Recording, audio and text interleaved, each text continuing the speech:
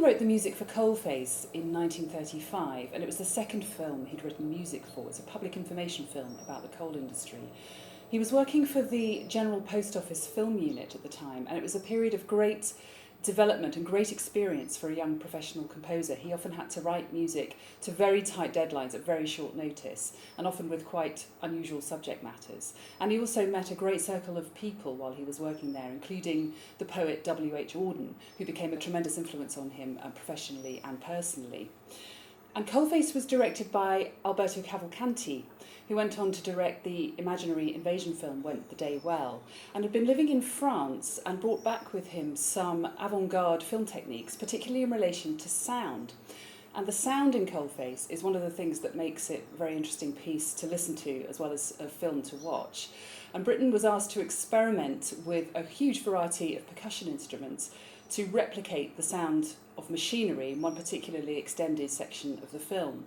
And as well as the normal percussion, he made use of coconut shells, cart on sandy asbestos, cups in a bucket of water, a drill, chains and a hooter, and also a reverse cymbal sound which was manipulated in post-production. So it's quite experimental for 1935.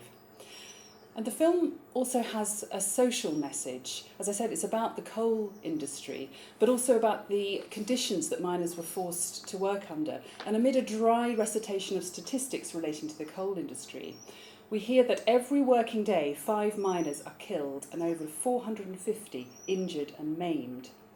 So man and machine are juxtaposed in this film, and it's quite clear that one is valued much more highly than the other. The creative team involved in this film were looking for suitable poetry to accompany and provide a further artistic touch to the narrative.